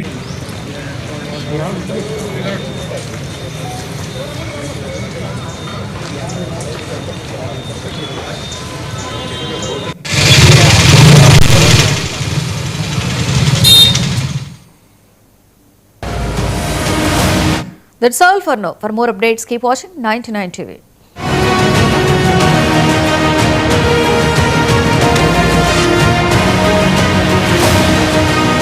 ఉండొచ్చు. చైనా మాంజా వల్ల చాలామంది పిల్లలు తెలియక చైనా మాంజా కొని లేకపోతే చైనా మాంజా ఎగిరేసిన తర్వాత రోడ్ల మీద చాలామందికి ఇప్పటికే అంటే సంక్రాంతి ఇంకా మనకు 14వ తేదీ అంటే సుమారు ఇంచుమించుగా 10 రోజులు సంక్రాంతి ఉంటే ఈ సెలబ్రేషన్ అనేది 14 రోజుల ముందర నుండి సెలబ్రేట్ చేసుకునేటువంటి సాంప్రదాయం ఉంది కాబట్టి ఈ చైనా మాంజా విచ్చలవిడిగా అమ్ముతా ఉన్నారు. దానికి సంబంధించి నేను మా నియోజకవర్గంలో ఒక ప్రకటన కూడా ఇచ్చాను. ఇప్పటికే కొంతమంది మీద నిఘా పెట్టారు మా వాళ్ళు. అయితే చైనా మాంజాకు మీరే అధ్యక్ష, మీరు ఇక్కడి నుంచి డీజీపీ గారికి 3 కమిషనరేట్లకు మీరు ఆదేశాలు ఇవ్వాలి, ఇచ్చి దాని మీద చర్య తీసుకోవాలని. మా నియోజకవర్గంలో చైనా మాంజా పట్టించిన వాడికి 5,000 రూపాయలు మేము వారికి డొనేట్ కూడా చేస్తామని చెప్పాము. అమ్మేవాడిని కస్టడీలోకి పెట్టే విధంగా పోలీసుకు సిబ్బందికి హ్యాండ్ ఓవర్ చేస్తామని కూడా చెప్పాము అధ్యక్ష. అదేవిధంగా మీరు ఆదేశాలు ఇచ్చి రాష్ట్ర వ్యాప్తంగా ఇది జరగకుండా మీరు పోలీస్ డిపార్ట్మెంట్కి ఆదేశాలు అని. అదేవిధంగా నిన్న అధ్యక్ష ఎలక్ట్రానిక్ మీడియాలో మరి మేడ్చల్ జిల్లాలో అంటే రోజు మనం పర్యావరణం గురించి మాట్లాడుకుంటున్నాం, ఎన్వైరన్మెంట్ గురించి మాట్లాడుకుంటున్నాం కాబట్టి మరి మేకల ద్వారా రక్తాన్ని తీసి అది ప్రైవేట్ హాస్పిటల్స్లో మరి డిస్ట్రిబ్యూట్ చేసి అది హ్యూమన్ బాడీలకు పంపిస్తున్నారు అనేది సమాచారం వచ్చింది ఎలక్ట్రానిక్ మీడియా ద్వారా. దీని విషయంలో కూడా ఇప్పటికే నేను అనుకుంటాను అక్కడ సైబరాబాద్ పోలీసా లేకుంటే ఏ పోలీసో వాళ్ళని కస్టడీ తీసుకుని తెలిసింది.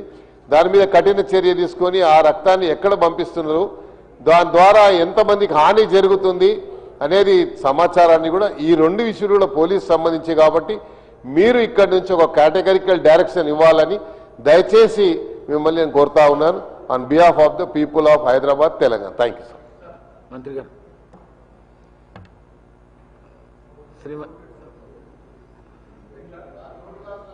పొన్నం ప్రభాకర్ గారు.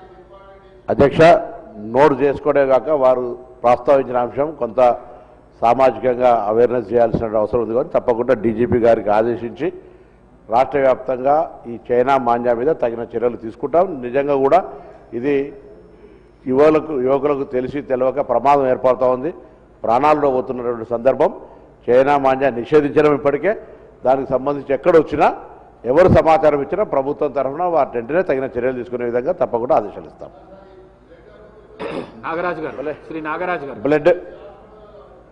బ్లడ్ అమ్మేటువంటి విషయం ఇప్పటికీ మొదటిసారి వింటా ఉన్నాం. తప్పకుండా అది చాలా చాలా ఘోరమైనటువంటి అంశం.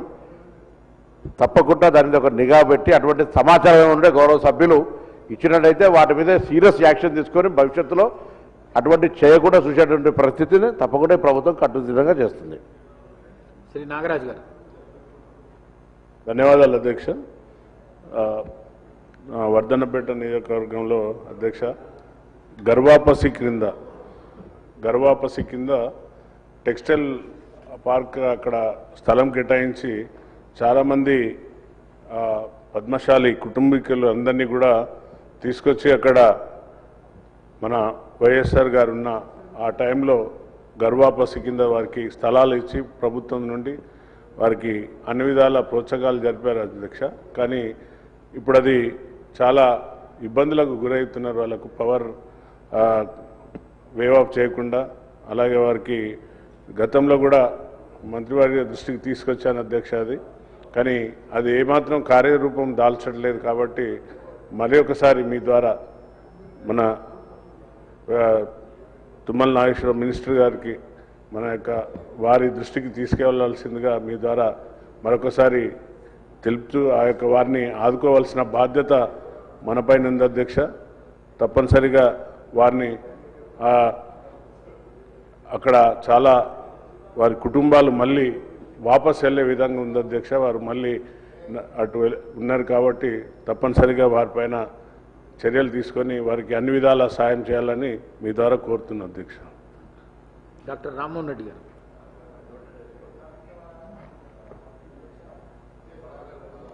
అధ్యక్ష నోట్ తీసుకోవడం జరిగింది అధ్యక్ష.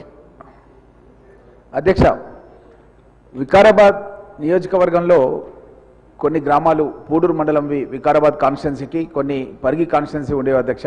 మీరు మొట్టమొదటిసారి శాసనసభకు పడ్డప్పుడు నేను కష్టపడి మీ గెలుపు గురించి ఆ గ్రామాలన్నింటిలో కూడా నేను మెజార్టీ తీసుకోవడం జరిగింది అధ్యక్ష. అయితే ఆ గ్రామాలన్నీ కూడా వికారాబాద్కే ఉన్నాయి అధ్యక్ష. ఆ ఐసిడిఎస్ అంగన్వాడీకి సంబంధించింది మన ప్రభుత్వం మౌన్నత లక్ష్యంతోన పాఠశాలలోనే మనకు స్కూల్ అడ్మిషన్స్ పెరగాలని ఈ యొక్క అంగన్వాడీ కేంద్రాలు కూడా పాఠశాలలో పెట్టాలన్న దృఢ సంకల్పంతో ఉంది.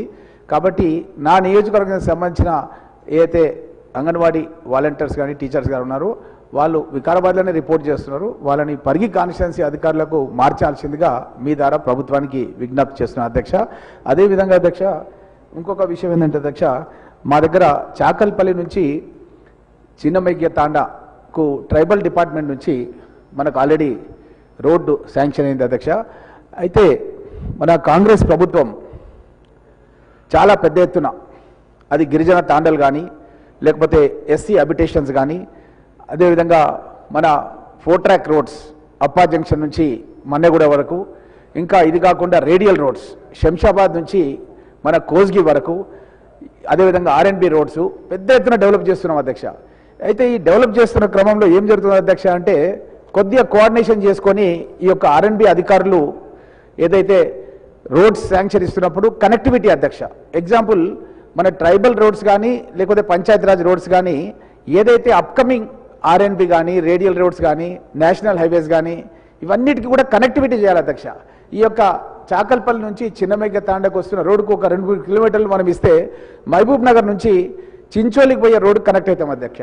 అది జాతీయ రహదారి అధ్యక్ష. దానికి కనెక్ట్ అయిపోతే ఆ గిరిజనులందరూ కూడా, ఆ తాండల వాసులంతా కూడా హైవే కనెక్ట్ అయిపోతారు అధ్యక్ష. ఎందుకంటే గిరిజనులకు వాళ్ళ యొక్క వైద్యం కానీ పాఠశాలలు కానీ చాలా ఇబ్బందికరంగా ఉంది అధ్యక్ష. ఎవరైనా వాళ్ళ మహిళలు డెలివరీ కావాలంటే కూడా, హాస్పిటల్ పోవాలంటే కూడా కష్టం ఉంది అధ్యక్ష. కాబట్టి ఈ రోడ్స్ పెద్ద ఎత్తున అవుతున్నాయి కానీ కోఆర్డినేషన్ అనేది కొద్దిగా మిస్సింగ్ ఉంది అధ్యక్ష. కోఆర్డినేషన్ చేసి చిన్న చిన్న కనెక్టివిటీస్ అధ్యక్ష. మీకు బాగా తెలుసు అధ్యక్ష, మనం అప్పా జంక్షన్ నుంచి మన్నెగూడ వరకు గత 10 ఏళ్ల బీఆర్ఎస్ గవర్నమెంట్ లోపల వాళ్ళు ఏం చేయలేకపోయారు అధ్యక్ష. మనం ప్రభుత్వంలోకి వచ్చిన తర్వాత గ్రీన్ ట్రిబ్యునల్లో కేసు వేస్తే కూడా నేను గౌరవ ముఖ్యమంత్రి గారి దృష్టికి తీసుకొచ్చి ఆ ఇష్యూను ముఖ్యమంత్రి గారు నాకే అప్పచెప్తే నేను రిజాల్వ్ చేయడం జరిగింది అధ్యక్ష. పెద్ద ఎత్తున వర్క్ జరుగుతున్నాయి అధ్యక్ష. ఒక 3 నెలల్లో మన పరిగి బెల్ట్ ఏదైతే ఉందో మొత్తం మన వికారాబాద్ మన మన్నెగూడ వరకు ఆ వర్క్ కంప్లీట్ చేస్తామని అధికారులు కానీ కాంట్రాక్టర్ కానీ చెప్పారు అధ్యక్ష. మిగతాది కూడా 1 ఇయర్లో కంప్లీట్ చేస్తామని చెప్పారు అధ్యక్ష. ఇది 10 ఏళ్ల నుంచి వాళ్ళు చేయలేని పనిని మనం 1 ఇయర్ లోపల అప్పా జంక్షన్ నుంచి మన్నెగూడ వరకు పూర్తి చేస్తున్నాం అధ్యక్ష. అయితే దీనికి కనెక్టివిటీ అధ్యక్ష, ఆర్ఎన్బి రోడ్స్ కానీ పంచాయతీరాజ్ రోడ్స్ కానీ కనెక్టివిటీ చేయాలి అధ్యక్ష. అవి చేస్తే కనుక మన గ్రామాల్లో ఉండే పేద ప్రజలు మంచి రోడ్ల మీద ప్రయాణం చేసి యాక్సిడెంట్ జరగకుండా ఉంటుంది అధ్యక్ష. అదేవిధంగా రేడియల్ రోడ్ కూడా అధ్యక్ష, మన గౌరవ ముఖ్యమంత్రి రేవంత్ రెడ్డి గారు మన ఏదైతే ఓఆర్ఆర్ నుంచి స్టార్ట్ చేసి రీజనల్ రింగ్ రోడ్స్ కూడా మన పరిగి నియోజకవర్గానికి రావడం జరిగింది అధ్యక్ష. వికారాబాద్ కాన్స్టిట్యున్సీ కూడా రావడం జరిగింది అధ్యక్ష. ఈ రీజనల్ రింగ్ రోడ్స్ కనెక్ట్ చేస్తూ ఈ యొక్క ఓఆర్ఆర్ రేడియల్ రోడ్ కొడంగల్కి, అంటే మన మహబూబ్ నగర్ నుంచి చించోలి ఏదైతే హైవే ఆల్రెడీ నిర్మాణం అయిందో దానికి కనెక్టివిటీ అవుతుంది అధ్యక్ష. నా కాన్స్టిట్యున్సీలో 4 ఆర్ఎన్బి రోడ్లు కనెక్ట్ చేసుకుంటూ ఇంకొక 5-6 పంచాయతీరాజ్ రోడ్లు కూడా కనెక్ట్ చేసుకుంటూ పోతుంది అధ్యక్ష. అయితే కొద్దిగా భాగం మనం కనెక్ట్ చేస్తే కనుక పెద్ద ఎత్తున రాష్ట్ర వ్యాప్తంగా అధ్యక్ష, ఇది నేను అడిగేది ఓన్లీ పరిగి కాన్స్టిట్యున్సీ అంటే అధ్యక్ష, ఈ కనెక్టివిటీ లోపల ఆల్ డిపార్ట్మెంట్స్ అధ్యక్ష, అది ఆర్ఎన్బి కావచ్చు లేకపోతే హెచ్ఎండిఏ కావచ్చు మన ట్రైబల్ రోడ్స్ కావచ్చు వివిధ ఆర్గనైజేషన్స్ చేస్తున్నాయి అధ్యక్ష. ఈ ఆర్గనైజేషన్స్ వాళ్ళు కోఆర్డినేట్ చేస్తూ కనెక్టివిటీ కనుక పెంచితే మనం చాలా గ్రామాలకు కనెక్టివిటీ పెంచిన వాళ్ళం అవుతామనే ఉద్దేశంతో అధ్యక్ష ఈ కనెక్టివిటీని పెంచడానికి ముఖ్యంగా ఆర్ఎన్బి అధికారులకు, మన పంచాయతీరాజ్ అధికారులకు, ట్రైబల్ డిపార్ట్మెంట్ అధికారులకు, ఎందుకంటే మా దగ్గర గిరిజన తాండలు చాలా ఉన్నాయి అధ్యక్ష, వాళ్ళందరూ కూడా మేలు జరుగుతారని మీ ద్వారా నేను తెలియజేస్తున్నాను అధ్యక్ష. అధ్యక్ష, గౌరవ సభ్యులు చాలా సమస్యలు లేవనెత్తడం జరిగింది అధ్యక్ష. అవన్నీ కూడా నోట్ చేసుకోవడం జరిగింది అధ్యక్ష. తప్పకుండా పరిష్కరిస్తాం. అదే మాట్లాడిన గౌరవ సభ్యులు ఒక ప్రశ్నకు పరిమితమై అడిగితే అందరికీ అవకాశం వచ్చే ఉంటుంది కాబట్టి దయచేసి ఆ విధంగా అడగవలసిందిగా రిక్వెస్ట్ చేస్తూ జిఎంఆర్. ధన్యవాదాలు అధ్యక్ష. ఈరోజు యువత పెద్ద ఎత్తున గత బీఆర్ఎస్ పార్టీ అధికారంలో ఉండని రోజులు యువత తాగుడకు బానిసై వాళ్ళ జీవితాలను నాశనం చేసుకున్న విషయం మనం కళ్ళారా చూస్తున్నాం అధ్యక్ష. ఈరోజు మన ప్రభుత్వం ప్రజాప్రభుత్వం ఏర్పడిన తర్వాత ముఖ్యంగా ఈ డ్రగ్స్పై గౌరవ ముఖ్యమంత్రి గారు